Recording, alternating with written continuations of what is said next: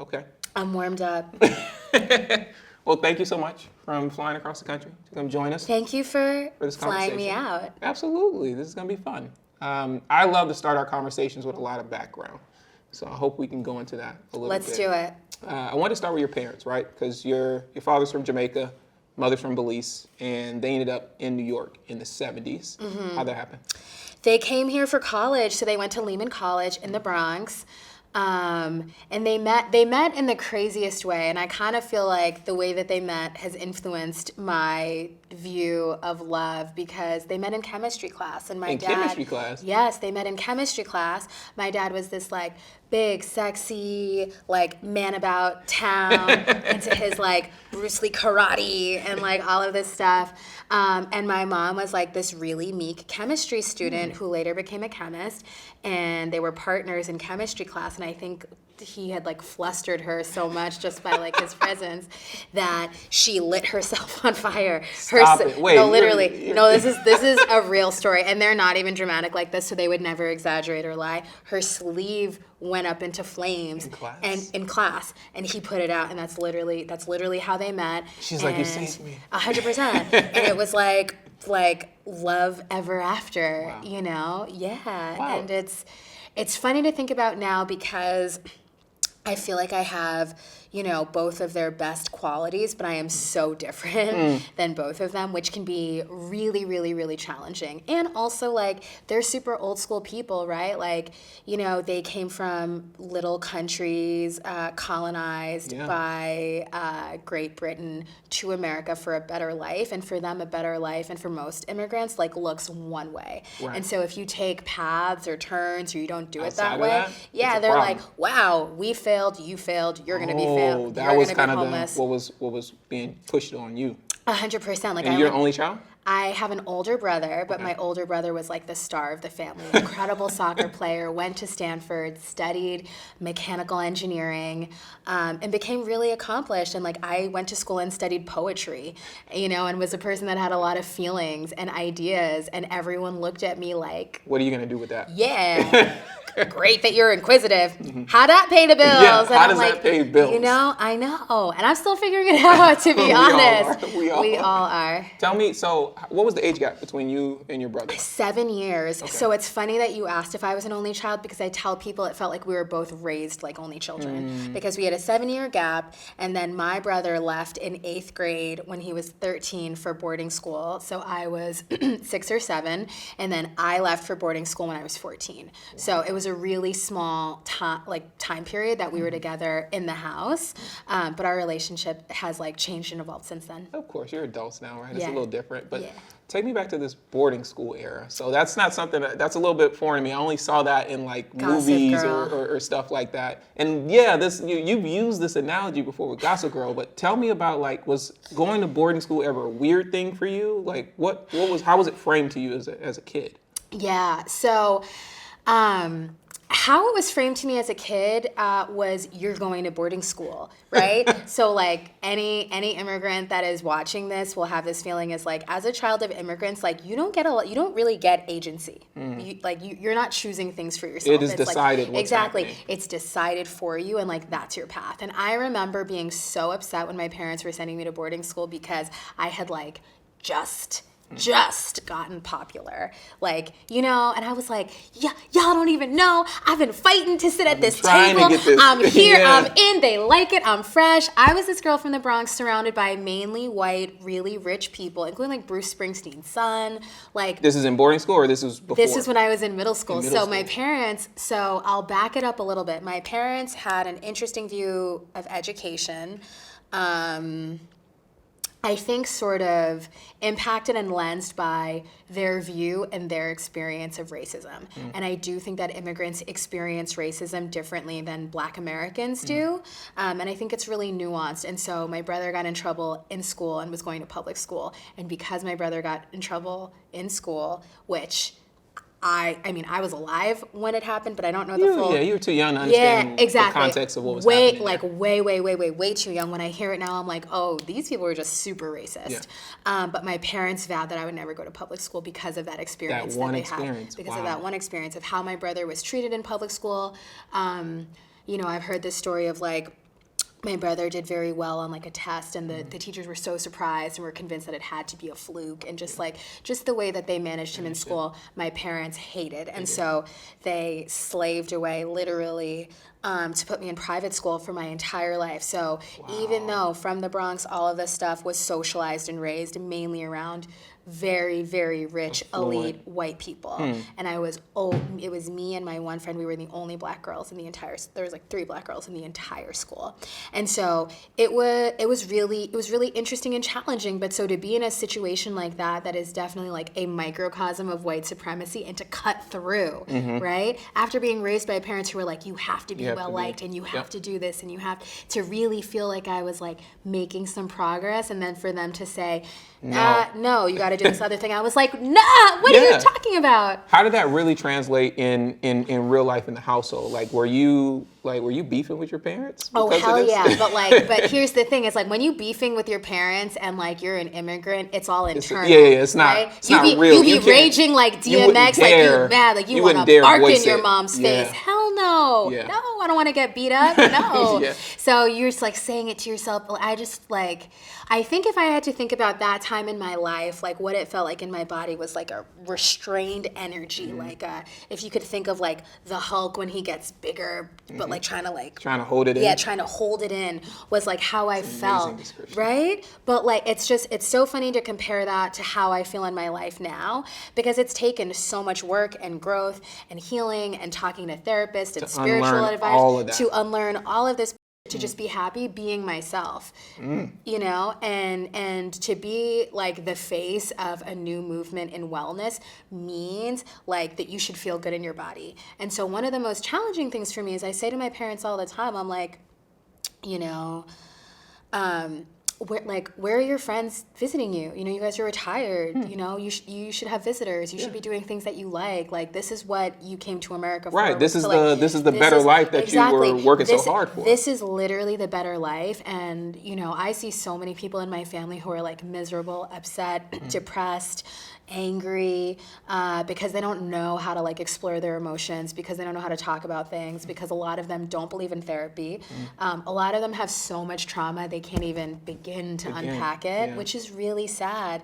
And for me, like looking at them has made me realize, like while going through a divorce, I don't want my life to look like that. And so I'm taking like very deliberate steps and actions to make sure that my life doesn't look like that. And for them, they can't even imagine a life that's better than what they have, because it is so much better than what they experienced. Right. Like, and they're kind of like, I'll take some of these hits. Exactly. That is how I would describe my mom, like in a sentence. She's like, this is so much better. She was one of 9 kids in a Christian fundamentalist family in Belize, like without running water. Yeah, she's like, hey, no, exactly. Heather, I'm good. No, like, she's I hear all of that. Exactly. But... she, you know, like she loves air conditioning, for example. She never had that before, and she loves to make a joke if we're on vacation. She'll be like, "It's so funny. I can't exist without air conditioning anywhere." And I'm like, "You earned it, mommy. You got it." It's different. It's just it's generational difference. Exactly. You shared a lot that I definitely want to get back to. I can't let you off the hook on a lot of those things, but I want to go back real quick to the reference of Gossip Girl in boarding school. What did that mean to you? Like, what can you describe instances that you can pull out? Yeah, I mean, like, so the similarities between like what Gossip Girl portrays and like my real life boarding school experience. Everyone's rich, everyone's wealthy, everyone's wearing designer stuff. Everyone is so Gossip Girl is set in New York. I went to boarding school near Princeton, New Jersey, but it was very close to New York. Right. Everyone was always sneaking out to New York on the weekends. Everyone was taking the bus or the train or however you could get there to do cool stuff. So like being young people living together in one place and like experiencing life and growing up together is really interesting with no one's parents there. So like that's the similarity between Gossip Girl, right? And Gossip Girl allowed them the privilege to like exist as miniature adults because their parents weren't there because they were rich. Right. Whereas for us, we were acting as like de facto mini adults because our parents just sent us to boarding school and we lived there instead of living at home with them. And the teachers were the ones meant to manage us. But then it's like, you know, you have some teachers that you're cool with and some teachers that are super that are on you, you know? And so, like, I would say, like, the salacious parts of Gossip Girl, like, you know, relationships with teachers, kids hooking up with each other, like, sex parties, group sex, lots of drugs, all of that stuff completely happened. What? 100%. And I think, like, some of it, I think most of it, I feel like it was like a real generational thing, to be honest. Like, I feel like kids that go to boarding school now as Gen Z probably don't experience it this way, but I think for us, like, we were figuring out who we were. Yeah. Social media did not exist. No, you actually kind of were in a bubble of protection. We literally, I'm so glad I was in that bubble of protection. I'm like, yikes. Thank God no one was taking pictures at, like, Yeah. what, you know, like what we were doing. But I think, like, what I saw amongst me and my friends is, like, we all felt profoundly misunderstood for whatever reason, right? Like, one of my best friends was this guy, Jay, and he was, like, the only out gay guy in the entire school. And I didn't realize how crazy that How big must was the have been school? for him. It was like 100 people in each class, so small class Small, sizes. private, but right. Exactly, but it's like 500 That's still a people. lot of people. The only one. Out in public, so he's very Literally, isolated. You know, the only isolated. one. Exactly. And that's not to say that he was the only gay man on No, it campus. just means he was the only one that Exactly. But then being outward. his friend and then literally, like, hearing about him, like, hooking up with all of these other guys who would just be and you'd see it, right? And this was before people were talking about, like, what does it mean to be LGBTQ? Or, Right. like, you know, people didn't ask, what are your pronouns or how do you identify? It was just seen as, like, weird, Yeah. right? And, like, Yeah. so it's like, that was, like, a category. And then it's like, if you were a person of color, like, I'll actually even say, like, no, if you were black, that was its category. And then international students were their own category. category, right. Because international students, like, were wealthy. And that's how they came from money. Exactly. So there was already a relatability there. Exactly, right? exactly. So they had less hurdles to, like, jump through to get understood, where it's like the black kids was very much the energy of, like, oh, y'all just all got busted. But one thing that I loved, for example, is, like, I was president of the French club and I threw a party one year, and I'll say, like, you know, despite all of, like, the weird, like, class and societal issues that we had in boarding school, I'll say, like, in any classist society, the lines of color, like, run deep, and, like, when you really have that authenticity, like, it means something. And so, like, I remember, like, I threw this, like, Moulin Rouge party for the French club. And this is also the era of when everyone had a name, everyone called their crew something. I don't even know if kids do this anymore, but the Black Boys was called D Block. LOL, state prop.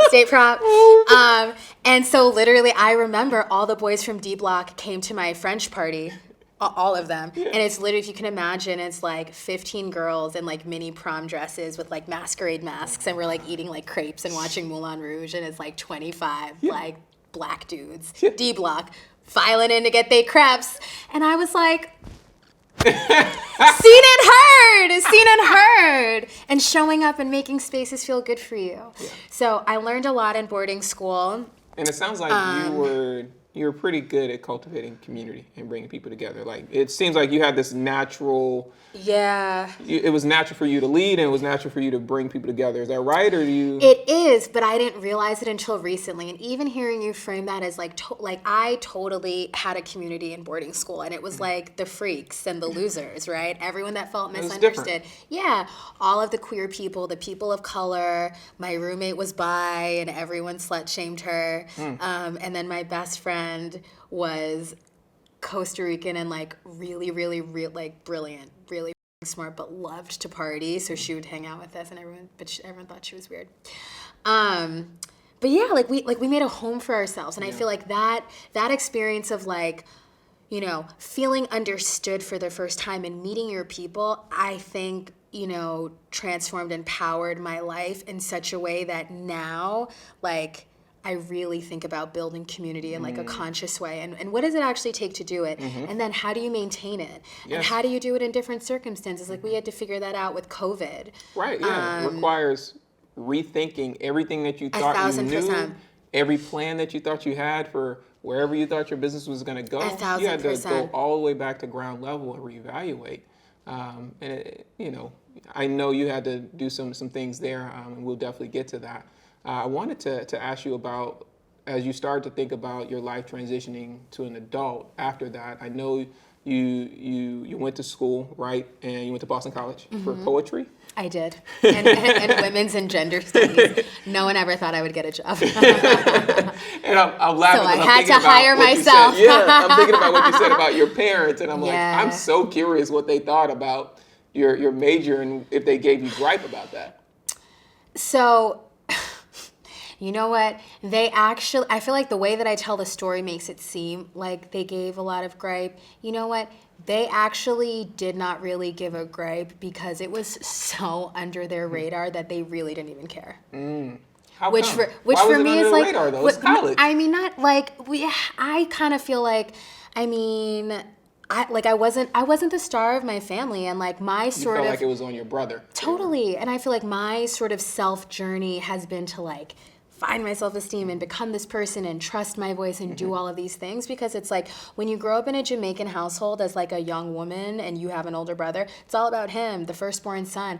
Like growing up, men eat before you, they get served before you, like they're respected in a different way than you are, and like my dad never talked to me as a child. Cause he Out of tradition and just yeah. custom. Yeah, he wasn't involved in like my upbringing. Like he would go to my dance recitals and stuff, and that was awesome. But like in doing this level of personal work that I'm doing now, I've realized that like the fact that I was like completely ignored by one of my parents completely informed the way that I build relationships, like with men now, for example. And like the one thing about me is like I hate being ignored, and I hate feeling like unseen. And for sure, like that feeling comes from some place. From that place. Yeah. How does that show up in your relationship? Well, have you ever heard of Attached? No, tell me. Okay, so I haven't read the book, but we should read it together. So it's Okay. a book about relationship styles, about like how you show up in relationships. And I took the test to figure out like what my attachment style is, and it is literally, so my attachment style is anxious, preoccupied, and it's basically, yeah. And I'm not even a person that like feels like an anxiety person in real life, so it was interesting to learn more about it. But basically, it comes from a place of like, you know, you like go overboard in relationships, you do all the work, you do all the things because you feel inside that you have to work really hard attention. to get someone to love you or to get someone's attention. Wow. Like and I didn't even realize how deep I was in that. And I was in a marriage that I wasn't happy with, and in different things that came from that place. And so when I was reading about this attachment style, it's like, you often see this in, you know, families where the parents give inconsistent care to their children. And it's most often seen when one parent gives a ton of love and affection and the other parent does not at all. And I literally read this and I was like, because I didn't even realize that was weird, because everyone I know that's an immigrant grew up the same way. So it's just part of the culture. You Yeah, didn't and know I that was something like, stood out. Yeah, I didn't see like I was in ballet my entire youth, and like everyone's dad looked bored to be there. So I didn't think that you know what I'm saying? But I didn't think that was normal, right? But then like my dad at my brother's soccer games, engaged, yelling from the sideline. He jumping up literally and used to down. get ejected from games because he was like riling up these kids too much. Do you know? Yeah. And so, but like things like that, you know, form the different pieces of you. And so I think like the lesson from that and from boarding school is like what became important to me was like, there are so many people in this world who just feel like they don't matter. And if you can make a home for them, you can just improve people's lives. And I think for me, going through COVID, I really see it. Also, just in the hotel, I was like watching an episode of Catfish, and I haven't seen it in years. I was like, but like, think about it. That's so funny that you were watching Think Catfish. about it. Think about it. There are so many people lying about who they are because Right. they desperately want love and attention and affection because they don't get it from any Anywhere place else. else. And the only way that they feel like they can get it is by lying to Yes. you and like ruining someone else's life. I just And watched a now- whole doc about Manti Te'o. That whole thing was about catfishing. It's crazy. But it started with what you just said about what they weren't receiving at home. Right. They felt unseen. They felt unheard. Right. And I feel like it's only now that like the human condition is starting to talk about this, where people are like, loneliness is an epidemic, racism is a public health crisis. Like, and these are things that we have been silently enduring for so long. And like, when I think about my dad, I'm trying to do it really compassionately, because I mean, who's to say if he knows that he didn't pay any attention to me or not? Who knows, right? Who's to say? And how does he face that criticism? Yeah. Who's aware? I mean, I don't think he's really facing it because we don't speak right now. But like, I would never want to hold him responsible for that, because he just doesn't know any better. He doesn't know any better. And like, if people only know what they know, and if they don't know, you can't fault them. And I see this in TrillFit all the time, because we hire from the community, we hire very Black. Like, not everyone's had a corporate job before. Some people don't know that you can't cuss someone out. Right. Don't know the communication style. Don't know how to address certain things. Exactly. And that's fine. You just have to find a way to let them know. Yeah. And then bring it's them up on to the journey. Meet them where they are. Exactly. Right. Take me to. So you did poetry. I'm sure you're trying to figure out what you're going to do with that, but you ended up going into, let's call it fashion, and you went to Style Boss, and then you ended up at Karmaloop in marketing. How does one go from poetry to marketing? Yeah, it was actually crazy. So I remember my senior year. I mean, so I went to BC, and so I went to BC right after having gone to boarding school. Okay. So for me, it was a great thing, because I had already gotten all of my partying out of my system, right? So it's like, I had done drugs, I had drank, I had done all of these things. So I knew. New. Exactly. It wasn't new for me. And I knew when I got to college, I was like, I'm here to work to get a job, because I knew that my parents weren't going to give me money when I graduated. So I was like, you had a timeline. Exactly, because I saw my brother do it, you know what I'm saying? Yeah. And I was like, and he was going to Stanford. So I was like, okay, let me figure out this plan. So I had internships every single semester, along with a part-time job in the theater district in Boston, where I worked at Blue Man Group as a cocktail waitress, which is like the funniest job that I've ever had, but definitely one of my favorites for sure. And so I got really good at like balancing a bunch of things. And so my senior year, I applied to Teach for America with my best friend, and went through this whole crazy rigorous process. And I felt like so convinced that I should be a teacher, right? Because I just felt that my life and the way that I grew up would have been so much different and so much nicer if I had had a teacher that really cared about me, to really connect with me, to show me that like being creative was something that you could do and not like a way to be homeless. Right. Like, I literally watched this episode of Blackish the other day, and whatever, it's a funny episode, but it's so eye roll because it's Valentine's Day and like Dre up with his wife, and so he goes to the bathroom because he's so upset. He gets to the bathroom and there's like 10 other guys there who also up with their wives on Valentine's Day, and the bathroom attendant comes out, and he's this like older white man that kind of looks like Chef Boyardee with like a twirl mustache, and he's like the maitre d' of the bathroom, the guy that holds the mints. And he rattles off some incredible, like, you know, Alfred Lord Tennyson quote to everyone in the bathroom, and he's giving them all this love like advice. And Drake goes to him and he's like, bro, like, I just feel like you're speaking to my heart. Like, where do you get this from? He's like, oh, I was a poetry major. And I'm like, yo, that. I was a poetry major too, and I'm not a bathroom attendant. I don't work in a bathroom. But that's literally the optics. Do you know what I'm saying? Right. And so it was tough. And so I applied for Teach for America. I got in, and I was very excited to do it. And I had a friend that I had met in a creative writing program who lived in Nashville, Tennessee. And I don't know why, but I put Tennessee on the list of, I know, it was really dumb. Tennessee? It was really dumb. Because here was my thing. I put New York, I put Boston, and my third choice, I put Tennessee, because in my head I thought, you know what? I wouldn't mind getting placed where my friend lives. I would love to see Ariel more. Like, this is going to be so great. You don't think about the environment. Literally. Yeah. And so, I mean, it's probably very few Black people that are going to put Tennessee on their list for like, let me become a teacher with the most need. And they placed me in Tennessee in like a super rural area. And I remember getting the assignment and like weighing it heavily. And I remember bringing it to Blue Man Group and talking to my friend Judith, and her boyfriend at the time was ex-military and had been stationed near where they were going to put me for Teach for America. And he was somebody who, like, you know, looking at Rob from the outside would maybe not be someone supportive of me, but like everyone at Blue Man Group literally like loved me so much. And he took one look at it and he said, I don't think you should go there. And I was like, what do you mean? And he was like, no, he's like, they're racist. They're racist. He's like, and you're not gonna have any family there. He's like, are you gonna have any friends there? He's like, does your friend live in Nashville? He's like, because Nashville is different than where this is. And so I didn't take the job. And for a long time, I waffled over it because I was like, I really wanted to help kids and children, and I really believed in that mission.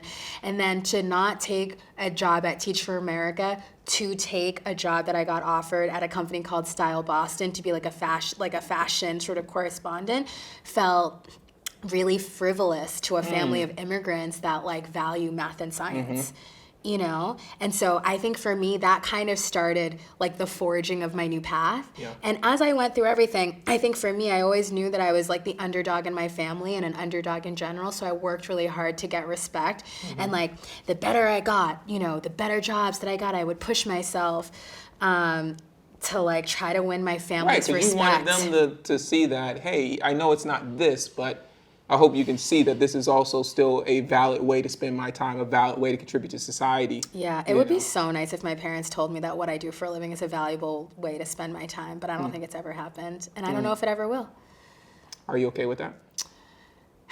I guess I'll like have to be. I guess I'm getting more okay with it because it's like, again, like a recovering people pleaser. So like it was really, really important for me. A recovering people pleaser. Literally, like, you know, and like you'll like the way that people talk about me now, like you can see it. I'm so good at getting people to like me and pitching and like, you know, doing all the things you especially have to do as a founder. But it's like it takes a lot of effort to do that. And what I've realized is like at the end of the day, you know, I wish my parents were proud of me, but it's okay if they're not because I have a whole community of people who are like endlessly proud of me. And I had to make a decision for myself that's just like, you know what, those are the people I'm going to do it for, and not these people because, I mean, you know, DNA. It's not for them. Yeah, DNA is DNA, but it's not for them. It's okay. Yeah. Tell me about the time at Karmaloop, because the time at Karmaloop. What do you want to know about Karmaloop? You know, and you're Karmaloop was an era, and streetwear and all those things. I grew up on Karmaloop. When we weren't going to the skate shop or the sneaker boutique, we were getting a lot of stuff off of Karmaloop. And I feel like y'all had the attention of that consumer group. You know, this was like, Complex was still in print. You know, I feel like during this time. Damn, Complex was still in print. I think it was still in print. It was, because Mark Echo was like still at Complex. Yeah, then. He was still like the face of the business, and there was, you know, Karmaloop was kind of. I think I came across Karmaloop through that universe somehow. Yeah. And you got like, you were in marketing, and you had like access to like big level talent at a young age. You were like working with some of these folks, like Pharrell and stuff like that. Like, tell me about Karmaloop. There's so much to say about Karmaloop. And it actually doesn't come up as much in interviews as you think it would. And I would just love someone to do a documentary on Karmaloop. I think it's a pretty pivotal part of like you as a marketer. Has to be. I mean, it is. So here's what I'll say about Karmaloop. Karmaloop, outside of TrillFit, is probably the only job that I've had that felt like a true privilege to work there. And so like Greg Selko as a CEO has definitely gotten a lot of flack, and everybody knows it, and you know, I'm definitely not going to talk about it.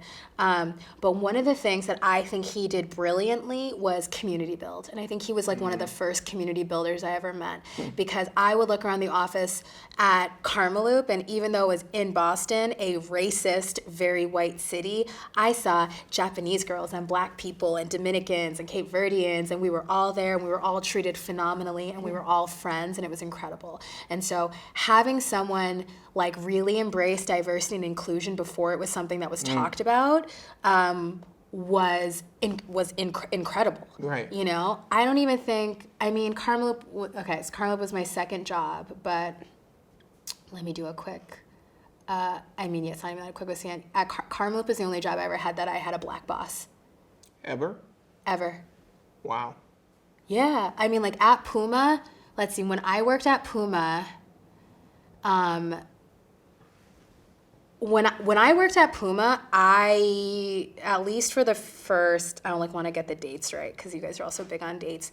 At least for the first year and a half that I worked at Puma, I was the only Black person in marketing. Sounds about right. Yeah, and I had two friends on product, one on footwear, one on apparel. They were Black. There was like one Black girl on apparel for performance. At New Balance, yeah. Yeah, it's very slim. At New Balance, I was the only Black marketer, definitely for North America, and I think also globally. Wow. Mm-hmm. I'm not shocked by it. When I was Me either. When I was at Saucony, I was the only Black person of 400 people in a building full of other brands. And Totally. it was I don't know how it was for you, but it was a real shock to my system because of the external images.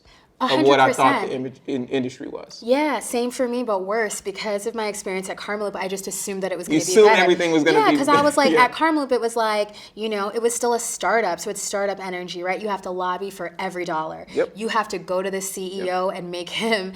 Honestly, you know what? Let me thank Greg Salko and Leandra Robinson for being like my first ever like pitch practice, right? Like you had to go to them directly and get them to believe in your idea to get money. To get the funding to do it, right. No one had budgets. We didn't have that. It was approved from the top.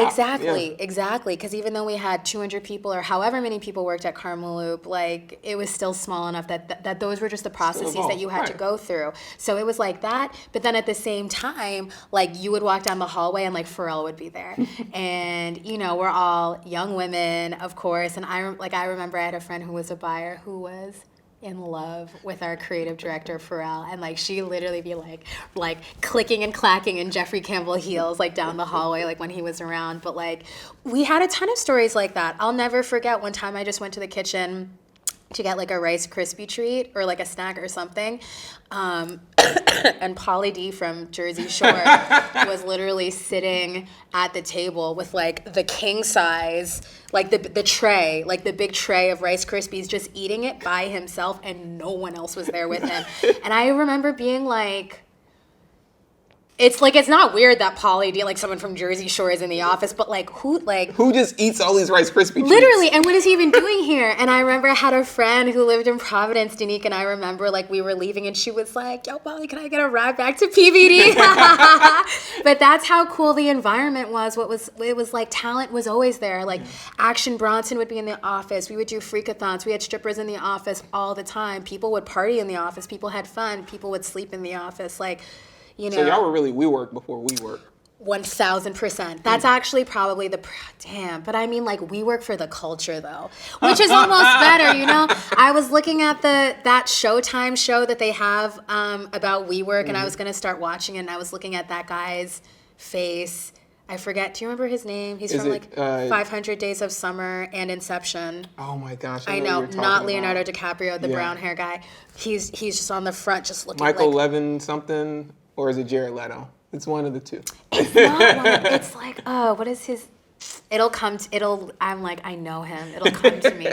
But it's like heavy that vibe, and I think had it been that vibe, no one would have with it, and Karmaloop wouldn't have been the phenomenon that it was. But because it was cultural, because we were doing it different, and then we were also doing political things too, lobbying for Boston to become more like New York, to become a nightlife city, so that talent would stay in Boston instead of leaving to go to New York. Right. Exactly, and so I think a lot of those early lessons from Karmaloop really shaped what I would later to do at TrillFit, because it showed me that as a CEO, you have to care about your people and your business, but also like societal causes and politics affect your business. And understanding that and the interplay is gonna maybe it'll make you a better CEO, but definitely get you more press as a CEO or give you a different plan to maneuver as being a CEO. Of course. The role of influencers. So my big success story at Karmaloop was that this was right when hauling became a phenomenon on YouTube. Hauling? Hauling is yes. But HAUL. Hauling is the act of you buy a really big order from any brand or wherever, it gets ordered to you, and then you show everybody what you got. You show them your haul. in like a video format. And again, this is pre-Instagram, right? So Right, people right. were doing this on YouTube. This is YouTube. This exactly. is the whole community. Exactly. And now this is regular stuff that we do in our stories Yes. now. You get something, you show it, whatever, you uncover. You unbox whatever. Exactly. Now, see, an unboxing, low-key, is such a better word than a haul, right? You can see how the marketing has evolved. It's evolved. But back in the day, we called it a haul, and I learned about it somehow, thought it was exciting, and thought I could build a program for Karmaloop. And I was like, you know what? This is before influencer culture existed. I was like, we should send these people free product so they could put them on their haul pages, and then put the young brilliance. And I was like, we could put a link in the description code with like a promo code or whatever. And so we tested it, and we tested it with 2 people.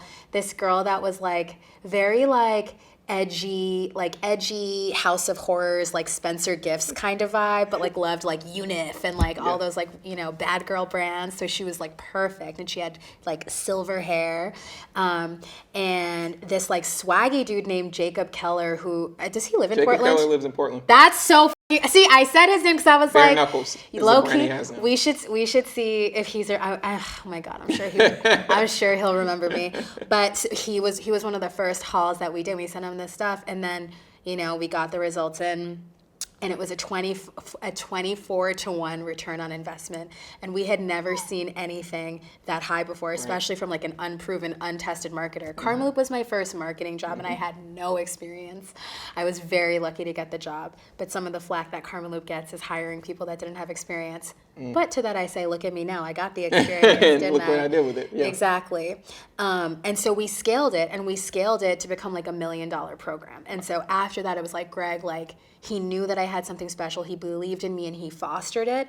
And he personally, and Leandrew, gave me a lot of mentorship and guidance and opportunities that would then later help me, and took the time to teach me the things I didn't know. I didn't know how to use Google Analytics. I didn't know how to use Excel. I didn't know how to use all these things, but I was really lucky to be surrounded by people who did. Who poured into me, and I learned everything. And I was really good friends with somebody who now she's like a very, very successful marketer that has her own agency. And at the time, she was working as a waitress in a strip club in Boston. And she wanted to get into marketing, and be taken seriously and all these things, and like didn't super know how to, and knew that I was on the same mission too. And she started to get a little success, and I still remember like reaching out to her, and she told me, she was like, if you believe in it, you can do anything, and all you have to do is teach it to yourself. She's like, that's what I did. She's like, I just read all these blogs, and I taught, and when I saw her do it, and she was white too, and when I saw her do it, I was like, okay, maybe I can do it. What, and so it what in her made you think you could do it? What about observing her do it made it real for you? I was like, this is a white girl that works in a strip club, who is also in an unhappy marriage at the time, who was like really alternative looking and funky, like another sort of like misunderstood person in society, from like working and existing in an area that a bunch of other people look down on, strip clubs. Yep. And she was still able to turn it into something that she could be proud of. And I think that is what like really resonated with me, because, not to say that I felt like ashamed of my background at all, because I didn't, but like I just always grew up feeling like I wasn't good enough. Yeah. Wasn't good enough because everyone else was rich and white, wasn't good enough because I wasn't my brother, wasn't good enough because I was like creative and had a lot of feelings and would get upset about things. And she really showed me that like you can pour into yourself. Like, you can pour into yourself. Not everyone has people that pour into them. Pours in them. That you can do your own thing. Exactly. You can go your own journey. You can build your own world. You can figure it out, and you can build it. And so, I took that to heart, and I love to read, I love to learn, and I made myself as smart as I possibly could, and was able to finesse my job at Karmaloop into a job at Puma. Yep. I was the youngest person of color ever hired to my position in the history of Puma, which was a big deal. Yeah. And then I launched a program at Puma that like really started to set my reputation in the industry, and it was called the Puma Lab, powered by Foot Locker. Okay. Puma was like suffering at Foot Locker for a really long time, and they needed to find a way to like re-energize sales. Yep. And that was my first project, and we pitched them a shop-in-shop concept, just like House of Hoops. Foot Locker had never done it with another brand before, and we got them to say yes. Wow. It was definitely like trials and tribulations to get there, course. for sure. Of course. But it became a massive success, and that is the entire way that I got the job at New Balance. Wow. New Balance saw how Puma was able to like re-energize its business. And they were like, I want that. Exactly, because if Puma had been sitting on the shelf, sure, New Balance was, sure. right? It's Yeah. like only white dads are wearing that. There's similar, makeup. Exactly. And so, and this is a funny part of the story. They found out that it was me, and so they started interviewing me for a position to head up the entire lifestyle division because they were impressed with the work. But then when they met me, they didn't believe that it was me. Whoa. Who met with you in that regard? So what was the makeup of people? What did they look like? White guys. I was like, I'm not gonna say his name because I actually really like him, and it's not his fault that he didn't believe my expertise. It is the fault of society and white supremacy. They really put me through my paces. It was like the longest interview process I had ever been through. They checked and rechecked my references. They just could not believe, that someone like me that looks like me with my background and my experience could be so accomplished. Something like that. But eventually they learned, and then they hired me, and I'm not going to take credit for the Complex article, but I know that I personally transformed New Balance's business with Joe Grandin, with Brian Sterling, with all of those people, leading it from a marketing perspective and built it into a brand where they could sign people like Jaden Smith and Jack Harlow, which literally I did. And they plus Kawhi Leonard are really big reasons for the shift. Wow. So you go Karmaloop, you go Puma, you go New Balance. And then at some point you decide, I need something else. What was something else outside of what you seem like you're on this trajectory in a professional career? It's something tangible that your parents can very much understand. Yes. So you leave that behind. Why? So I think it was a lot of being a people pleaser, to be honest with you. And so to get the timeline straight, when I was at Puma is when I started TrillFit. But TrillFit was a part-time side hustle. So how was it? So how does that show up though? What was it showing up as a side hustle? So basically, I was at Puma and I had finally gotten access to have a corporate membership at Equinox. I had never had one before, and I'd always wanted to go to Equinox but never been able to afford it. Like 2015? This is 2016? The dates. Oh, yeah. You know what? You're keeping way better track of the timeline than me. As I go back in my head, yes, you're exactly right. And so we had a corporate membership at Equinox, and I started going at Puma, and I noticed that I was the only black person that was there as a client. The only black people that were at Equinox in Boston were cleaning the floors. And it started to have an effect on me, and I stopped. But I didn't realize it at the time. I basically started going and then just stopped and never went back, and was still paying the money. But then eventually was like, wait, I'm wasting all this money. Why am I doing this? I'm not even going. I don't have this money. What's happening? And that's when I started to kind of unpack it, and I was like, there's not even any black people that go there. The music's whack. The classes are good, but not enough to keep me there. I love black people. The music's whack. No, literally. It's enough to not go anywhere. No, literally. I still can remember hearing Fast Car by Tracy Chapman, no shade, in a class, and I was like, it wasn't the cool down either. And I was like, this ain't it. This ain't it. No. And that fueled me to just try something new. And that's really how TrillFit was born. But it was very much like a test project, a side hustle. And again, my mindset at this time is you need to work in corporate to be successful. You need to have this type of 9-to-5 job to get credibility and respect. So I never thought that TrillFit could be a real thing. So I go from Puma to New Balance, and I'm still working on TrillFit. What I will say is happening at this time is TrillFit's making waves, small to medium level waves. And what type of workouts is TrillFit at this stage? At this point, it's really only cardio dance. Okay. It's really only cardio dance. And you're leading cardio dance? No, my co-founder Melissa's leading it. I was not a fitness instructor at this time. I was just a normal person. And so, we just decided okay, this can be a thing. And so when I say that we started to make waves, these again, guppy waves, little guppy waves, local press, local features, because something interesting that happens is, have you ever experienced the feeling something good happens to you and for no reason at all, someone around you, they just hate you all of a sudden? Yes. You're like, yes. It feels it feels so different. I started to get that vibe from colleagues within the sneaker industry. Well, you were receiving validation outside of a place that you were also successful in, and so it could be very easy to understand why someone might be jealous of that, but also confusing to be like, why are you mad about something that's happening in my world that doesn't necessarily impact you? 100%, but like they really felt like it impacted them, and I think people were upset by the fact that I was building basically a performance brand and concept, right? Like for fitness, Puma has a fitness arm, right? New Balance has a fitness arm that they probably wish they had access to, or that they wish that they owned because they knew that they could make a ton of money off of it. Did they feel like they were entitled to it because you were employed there? I mean, probably, but they could probably never prove anything to like actually take me to court, or they underestimated me and never thought that we would get as big as we are now, and they're probably kicking themselves that they didn't try to sue us.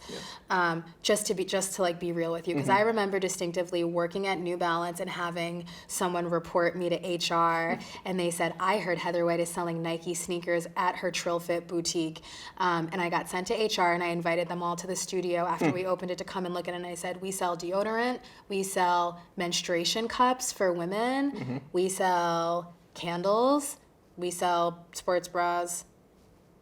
I was like, we don't sell sneakers. We're not a sneaker store. See for yourself. Yeah, we're a fitness studio. See for yourself.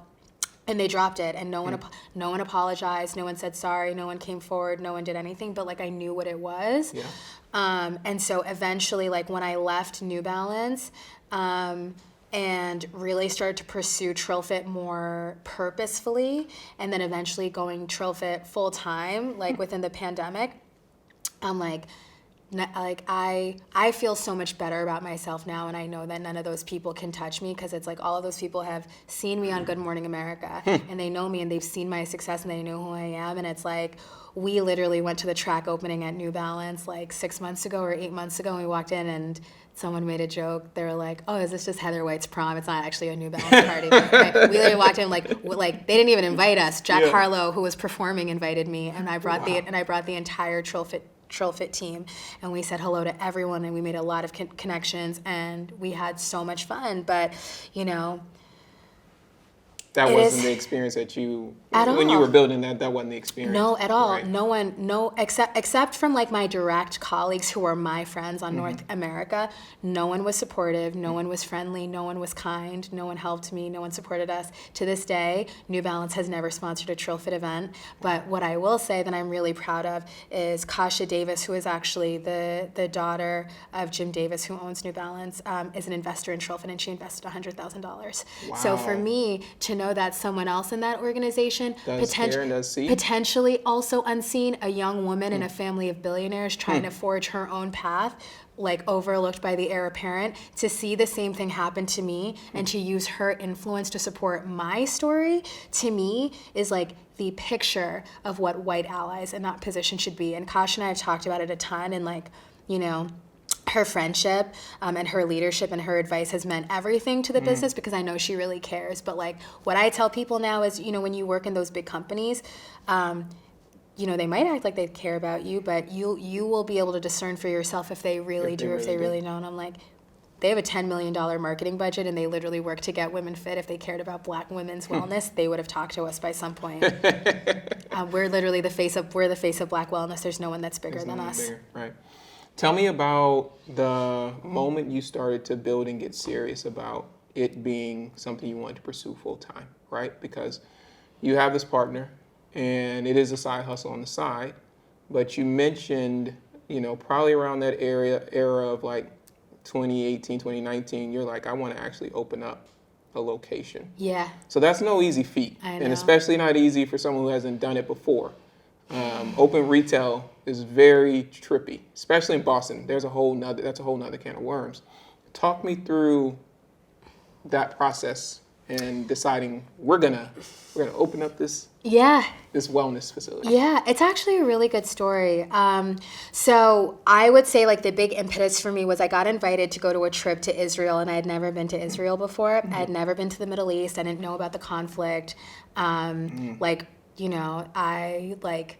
knew about the existence of Palestine and very much like aligned with the Palestinian people as a person of color, but didn't really understand like the underground movements or what it looked like. Really only understood like what was said in America, which we know is not always truthful. So I went for this 14-day experience, and it was a leadership trip, and it was really like, how can you become a better leader? Like looking at it through the prism of international conflict between Israel and Palestine and Gaza and Hamas and all of this stuff. And it was a crazy experience, and I went with 50 other like talented influencer, CEO, entrepreneur types, like the person that started Goop with Gwyneth Paltrow, multiple people that worked for Barack Obama, like literally, like I was like, what am I doing here? Top of the line folks. Meant to be there. But when I was there, I was really wrestling with the idea of should I stay at New Balance or not? And I was talking about it with everybody about like, because I was thinking to myself, what does it mean to be a leader during this time? What does it mean to be a young Black leader during this time? My values were getting really sharp for me, and I knew that New Balance didn't align with my values after everything had just happened with like Trump and being flown out to like prove that New Balance wasn't racist in a way that was really racist. I just kept thinking like, can I work for them? Can I be this person to do that? But I never even knew anyone that quit a job because of racism. Ever. It is literally the most, like, honestly, when you think about it in this capitalistic society, it is the most frivolous reason that you could like leave a job. Like imagine me telling my parents, no, I'm leaving this job because they're racist. They don't treat me well. My mom's like, that's everybody. Duh. Yeah. Right? But for me, it was untenable, and it was like one of the last days I was in Israel. I had a conversation with this guy, Ethan Appleby, and he helped me. He was like, I think you already decided, and I knew what I had to do after that. And so when I came back, I gave my notice, and it was so sad. And I gave my notice to Chris Davis, who's the CMO. At the time, he was just the head of global lifestyle. And, it was a little bit like, being an extra on the show Succession, because this is a family of billionaires. Right. And they have so much power. They have so much power. They literally opened the first, non-city erected subway station in Boston, in a matter of months, right? Wow. Like, they're super rich. And he told me, about his dreams that he had for the company and all of these things, and that he wasn't able to accomplish them. And I remember just feeling like, you are a white guy in this game and you have all of this money and backing behind you and you own 25% of a $1 billion organization, and if you can't make change here, then no one can, and I can't be here. Wow. And I told him that, and I was crying, because I was like, this is my mentor, and I wanted to do it, and I wanted to build the vision, but I just realized if he doesn't think he can do it, there's no way there's literally no other way. And once I knew that was true, I knew that I couldn't stay there, and I left. And everything after then has been transformed, very powerful, really, really good vibes, the energy, imagine quitting because of racism, and then 3 months later you're on Good Morning America with Michael Strahan and Robin, and you know that everyone in the country is watching you. That's insane. It's insane. How does that happen? God, to be honest, literally, yeah. Say your prayers. They really work. I love this. Take me to the name. I think the name's super interesting, TrillFit. Thank you to my poetry degree. I love words. I think it's so interesting, and maybe it connects with me a little bit more because I'm from the South. And Trill Louisiana. Was just, okay. We listen to a lot Bumpy. of Southern hip hop, a lot of Texas, a lot of Houston. Even in Baton Rouge, that language was used. What inspired you to use it as a part of your name? Well, and this is funny, and you will like this because you're a fashion person and a streetwear guy. So I wanted a name that could clearly communicate the idea of what we were doing instantly, and I wanted something catchy. And so TrillFit first came to me, and there was actually not a lot of people, definitely one big voice that was like, this name is trash. And he kept telling me, he was like, because this was around the time that Bin Trill was really popular.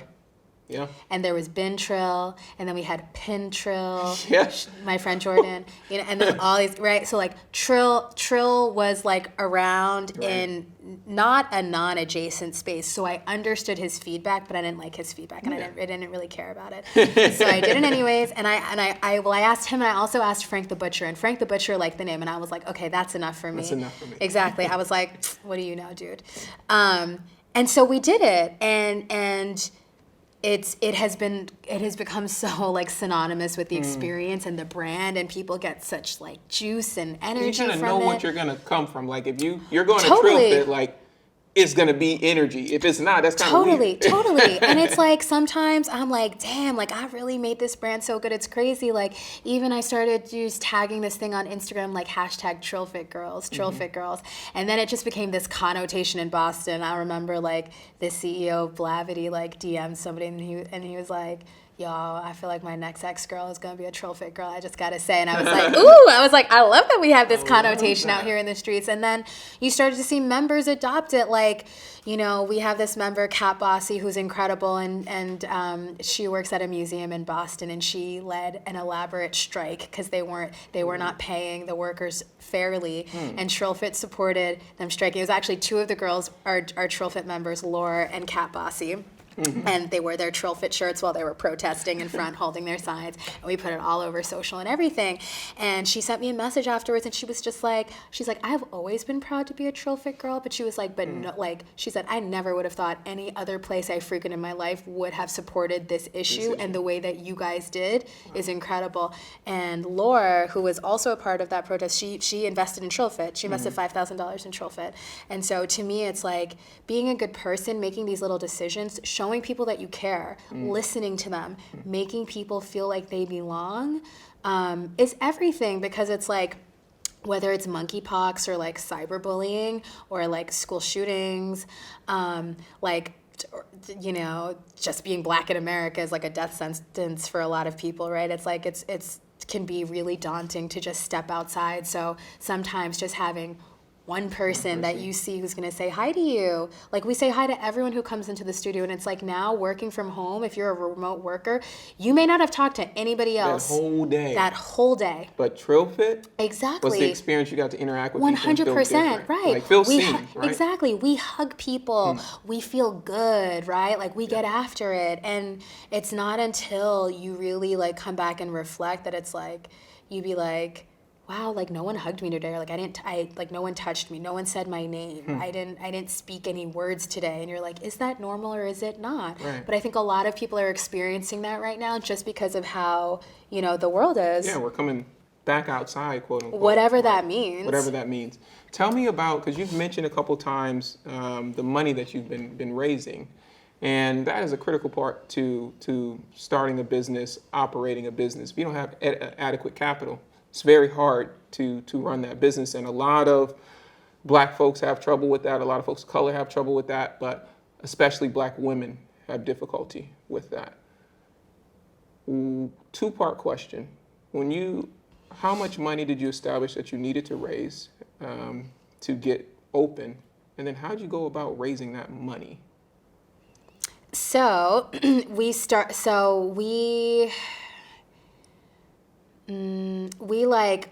internally kicked off our fundraising process last November, and it probably became more public this year, February. Okay. Just to give you the timeline, and we're not done yet. We're taking a little pause. So we're raising $2 million. Wow. I know. I know, right? We have received $300,000 so far, which is like amazing. Thank you so much. Actually, a little more than 300, maybe like 350.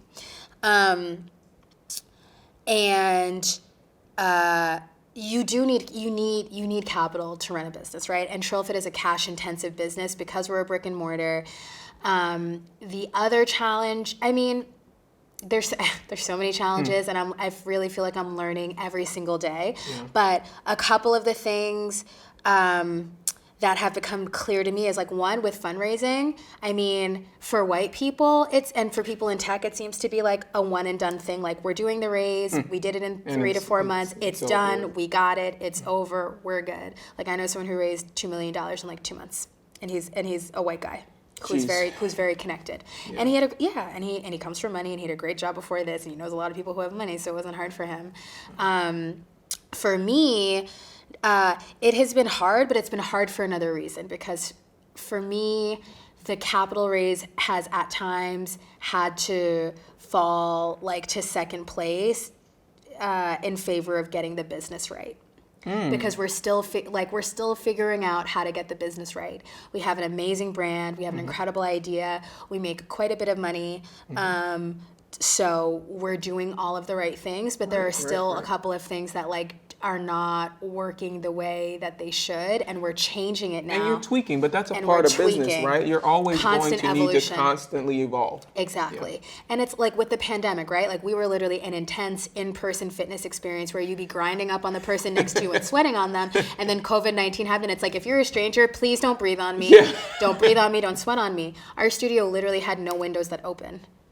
Right? Wow. In COVID, literally, it just wasn't built that way. So no, literally, if that happens to you in COVID, what happens to your business? we had to shut down. We literally shut down in March for much longer than we had to because I had no idea how we were going to keep people safe. This is an airborne disease. At this time, we didn't really know as much as we know now about COVID-19. There was no vaccine. And I'm like, we are literally in a 2,200 square foot space, and it's like a glass box of just virus. Right. I was like, there's not a window that opens? You have to be kidding me. No, there's right? no But way now you it's could like, do that and be safe. now we know that. Yeah, we know differently. I'm like, dang. But yeah, you have to take the right precautions for your community that you built, that you Totally. care so much about, Yeah. that you've curated and brought folks Because we're like, together. these are people of color, and we knew that they were going to be disproportionately affected by the virus. So I was like, I'm not about to let them come to TrillFit and all die. Not me. Not Nope. me. No. Nope. Tell me, so what was the transition? How did you, and again, So- I feel like that's, again, that's might be a whole nother business. So, Yeah. So basically, so we were the first business in Boston, the first wellness business in Boston to close, which was a really hard decision, especially when no one else was doing it, because you have people in your ear being like, "You're crazy. Why aren't you doing this? How are you going to pay the rent?" You know. And wait, did I work full time for TrillFit yet? 2020? Maybe this is right. I'll have to ask Melissa. I can't actually remember. I'm like, was I working for TrillFit full time when I was on Good Morning America? Maybe I was. But so we were the first business to close, which meant that we were the first business to get our digital platform raising. And I think for me, like, I had gone through weeks and weeks of looking at people's faces getting more and more anxiety ridden based on hearing the news, and it was stressful. So I was like, we have to do something. And so I remember I made the call on a Friday. And I told Melissa to get as many instructors as she could for the Sunday. And I got a videographer because I was like, we're just going to film classes. We did like 4 classes back to back, shot them all. I was injured. So in the videos, you literally see I'm injured. But we shot everything, and we closed that Sunday night. Me and Melissa did a video, and I sent the email to everybody, closing effectively, immediately. And by that Wednesday, we were able to get our digital platform up, and we called it TrillFit at Home. Wow. And so we were like, okay, we're going to have these classes on YouTube. We're going to offer it for free. And then we're going to teach like live classes on Zoom. And when I told those people, they literally thought I was nuts. And I'm used to this feeling now. And it's like partially because of like how I was raised. And also maybe it just comes with like being a visionary. People tell me I'm crazy all the time. And I remember Melissa being like, no one else uses Zoom. Everyone's using Instagram. Like, why wouldn't we do that? And I was like, 1, I don't do what everybody else does. 2, Instagram is only a one-way experience. It's like someone just watching you teach. Where's the community building in that? It's trash. And so we created Zoom, and because you could see each other, you could chat, you could talk, you could do this, you could interact, we built an entire business, and this was before anyone was doing classes on Zoom. So I really believe that we were the innovators. Before we knew it, we had over 10,000 people streaming every single month coming in, and TrillFit became a global brand. Wait, 10,000 people were streaming in? So literally pandemic allowed you to like quadruple. Literally. However many times your Literally. business. And the thing that was lucky for us was because the community saw that we were taking our core product offering and giving it to the community for free because we wanted people to survive. And like, I remember being in a meeting with the old mayor, not the new mayor, and literally saying like, if everyone in the community dies because of COVID, what's the point of even having a business? And everyone was like super shocked. But that's just, I'm just like a straight shooter. Yeah, you cut through. Yeah, I just like say stuff like that. But I really meant that. I was like, what's the point? And so no one canceled their memberships. And this was at the same time that there was a multi-million-dollar lawsuit going on with Town Sports because they were withholding people's membership dues and people wanted it back. So I was like, wow, look at corporate America taking this thing and everyone hates them, and us being this upstart and leading with a different way is providing value, and we're still able to pay our rent for a space that costs $10,000 a month, and we definitely don't have it. So that kept us in business. business. And I knew that we had enough money until August. So this is March. I was like, we have enough money to last us to August. So I was like, we'll keep the membership free until July, and July 1st we'll start to sell it, and hopefully in July we can sell enough to start doing it. Right. And it worked. Wow. It worked. It was like one of the craziest risks I've done, and I will say now I'm trying to give myself more buffer on these risks. Because when you think about it, it's like, dang, what if you didn't make it in July, August, like you out on the street? You understand that you can't think that way. Yeah. Right? You have to fully be in denial, and you have to fully be convicted of which you want to do, because if you don't, you're not going to lead the way that you would 100%. lead. Right? You wouldn't be as confident in your leadership. 100%. And so I think for me, like when that had a win and paid off really big, I was like, ooh, okay, like I'm getting good at this. I think George Floyd was another big moment for me that kind of like, just like catalyzed the person I'm going to be, because, at first I didn't want to make a comment on it. And my mentor, her name is Malia Lazu, and she is incredibly accomplished and works for the liberation of Black people, like in her bones. We always joke she's like the female Barack Obama, because they're both from Hawaii, they're both Black, but they both have white moms, and they know each other. And that's literally her favorite joke. But she told me, she was like, you have to say something. And I was like, I don't. Why do I have to say something? I was like, the pastors are saying stuff, and the elected official, Ayanna Pressley saying, like, I don't need to say anything. Like, why would I need to say something? And I was like, and isn't this a time for joy? Like, why we always have to talk about people getting like murdered in the street? Like, it's like why? But she made me really understand that like I had built this dedicated big community in Boston, and that of a lot of Black people, and that this was a Black issue, and that people were waiting to hear what I had to say, and that they would wait patiently, but that they were waiting, and so like I had to say something. And so I thought about what I wanted to say, and like, what is my take on this whole thing? Racism being named a public health crisis, and Black men being murdered in the street, and Black women being murdered in bed, and all of these things. And I was like, you know what? Like, we are just not well. I was like, we aren't well. And I was like, but if you're Black in this country, you're used to not being well. You grow up not being well, and you know it so deeply and so intimately that you don't even realize that it's a thing. And that's the saddest part. It's like, Black parents love their kids differently because they literally remember in their bodies through like trauma what it is like for their children to be stolen from them and sold into slavery. And so I'm like, I can't really blame my dad for not paying any attention to me growing up, because it's like that stuff lingers, right? And you see that effect. And so for me, I was like, we need to call for wellness. And I was like, Black people need wellness. Black people need wellness more than anyone in this country, right? Tell me why Black people don't believe in therapy when we built this country and we are living in a caste-dominated society where we are literally the untouchables and no one talks about it, and we suffer and we endure and we let them kill us and we're okay. And there are a couple of explosions of protests and maybe people will listen to you, but you wake up and you go to sleep every day knowing that your life is less important than someone who looks differently than you, literally just because their skin's a different color. We need wellness. We need ways to feel good. We need ways to release the trauma. We need ways to like reconnect with each other and discover things about each other. And so I made that sort of, my rallying cry. Right, that was the centering point of your message. We called it the call for wellness, and like that's what we need right now. And looking at like Audre Lorde and Bell Hooks, and like there's a quote, and it's like, damn, I'm gonna get it wrong. Hold on. It's like the most radical, I think it's Bell Hooks, the most radical act of self-care I can think of as a Black woman is like investing in myself. You know what I mean? Truly. It's like that sort of sensibility is what we all rallied around, and we held a bunch of community conversations to talk about the issues in wellness that we see, where it's like, okay, this is an industry where you use your body for work. Most industries where you use your body for work, it's mainly filled with people of color. Think whether it's baseball, the NFL, or you break rocks on the side of the road, it's mostly people of color who use their body to make money, to labor. But in wellness, less than 5% of the practitioners in this $1 trillion industry are people of color. And I was like, that is so crazy. I was like, so there's a reason why you never see Black people at Equinox. There's a reason why you don't see Black yoga yoga instructors or Indian yoga instructors for that matter. Like there is a reason, and the costs to get that training are so exorbitantly high. It's how the caste system of wellness redefines itself to lock people out. Wow. And so we opened up conversations about it. And it was really great. And to be honest, like way more white people than I thought would join definitely joined. We had hundreds and hundreds and hundreds of people join every single open session that we had, which was wonderful. Are those people doing the work right now? I don't know.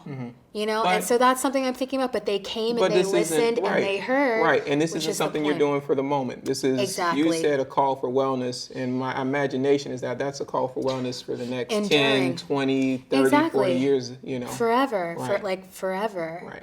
Right. You know, so I think it's important. I think, you know, what TrillFit can continue to do, and this makes me think of another like Malia Lazu moment. I remember I got asked to introduce Bryan Stevenson on stage, like in front of 26,000 people, and I'd never spoken in front of that many people before, and I was so nervous, but so honored that they would ask me to introduce Bryan Stevenson. And in my head, I was like, they're not just doing it because you're the only black person. They're doing it because they like what you think. And I remember reading the first version of my introduction, and my mentor Malia like hated it, and I think I cried too because she's like, that's what you're gonna say to introduce Bryan Stevenson, and she was like, this is a man who literally pokes his finger in the eye of injustice. And you're just gonna say that? And I was like, dang, okay. I was like, all right, let me reset. I was like, okay, all right, let me, you know, dust it off, shake it off, and then. What I ended up coming up with was like nothing short of like really powerful, like a bunch of people like standing ovation, crying. I don't usually like to like talk about myself in that perspective. I would never want to give.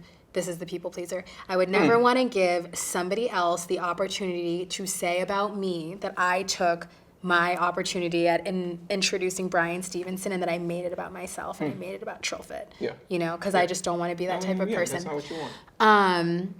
But it was a really, really incredible moment, and like it was then that I realized part of community building is reinforcing your message however you can and whenever you can. And even when it feels uncomfortable for you, you have to do it. And one thing that Malia always reminded me of, and she says Martin Luther King used to say this, is that if you stop preaching to the choir, they'll forget how to sing. And it's like, yeah, because I can understand why I was like, you know, why do I always have to be the one? Why do I have to? But then it's like, it to be framed to understand who you are in that place. And now I get it. Yeah. And now I get it. So then take that moment and then flash forward. That was before the pandemic. Yeah. When I introduced Bryan Stevenson. Flash forward to like last year, for example, in Boston. There's a prominent billion-dollar developer company, and they were putting on a fitness series, and I got the email, and the entire fitness series was only staffed by white people. And so I saw it, and I was like, LOL, very Boston. But I made a joke to one of my colleagues, and I said, how much do you want to bet that they posted a black square about George Floyd, and like, this is what they're doing now? Gosh. And she was like, ooh, let me go look that up. And she found it in a second. And I said, knew it, and I put it on my Instagram, and it became a news story. Wow. Yeah. Like, and that for me was a real turning point when I realized, like, oh, I actually am like more of a public figure now. Space, and like, you have your seat. And like when I talk, people actually do listen, because it became like a front page story in Boston Magazine. And it was like Heather White calls out this real estate developer for not being diverse, and you know, they acknowledged that they were wrong. And it obviously became a very big news story. And so I think, not that I'm sort of known as like a whistleblower, because I don't think it's that, but I think I'm regarded as someone who has really tightly held morals and someone who's not afraid to speak her mind if you see those morals being impugned. And I'm really proud that I've become that person. But before, I was not someone to be like, you're doing this wrong, because my dad is just keep your head down. Right, like, you were more in this pleasing space. Tell me, so, you know, as we reflect a little bit, right? You grew up in this very people-pleasing type of Because that's what women. set, That's right? what women Because that's did. what you were taught in your culture, and that's what you observe. And now you go through all the experiences, and now you show up differently. You show up assertive. You show up confident. You show up with a point of view that you're unwilling to let go of. Yeah. When you think back to your younger self, what advice would you give them along that journey?